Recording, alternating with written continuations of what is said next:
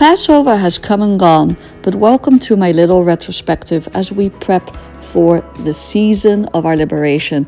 Here I am buying that big horseradish and stocking up on the goodies, including, of course, a Costco run, because this is going to be a big affair.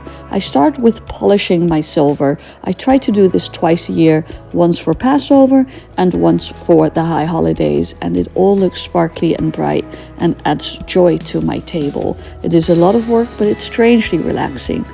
Now it's time for my signature geroset recipe.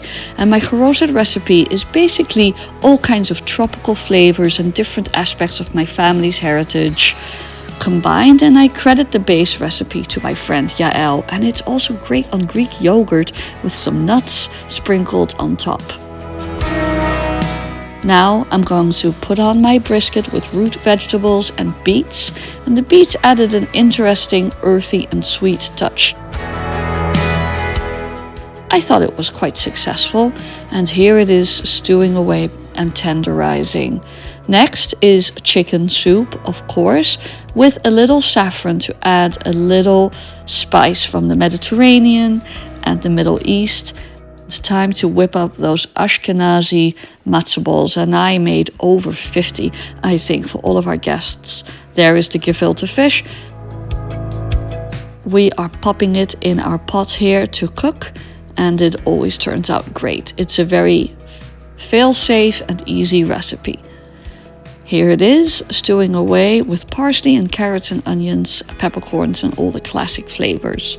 This lemon salmon with garlic is super easy and super quick and makes for a great protein. Of course, it's time to put on the Prince of Egypt for my kids, a family tradition. I enjoy watching it with them every year. Time to tablescape. My husband did yeoman's work setting everything up as I was cooking and prepping, and we got this beautiful china from a dear friend of ours that had been in her family, and we dedicated it to Passover. To see this table set up makes my heart so happy. We had 24 people, I believe, maybe 20, something like that. There is the shmura matzah, of course. It was a real big operation this year, with several Seder plates and an L-shaped setup snaking through our living and dining room, and some candles to add some atmosphere. Time for manishtana.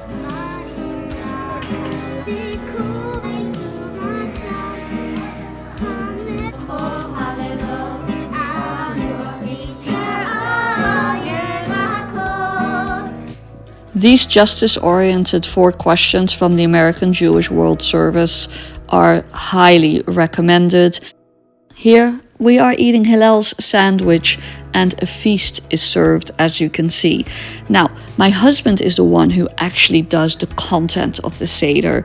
I am in leadership all the time, and it is so lovely to elevate his leadership and to see him in that role, while I get to sit back and do some of the more quote-unquote traditional food prep things, and to hear his impressions each year anew. He chooses a theme. Here are the Afikomen presents, and sets our Seder to it. So here is a glimpse of our Passover.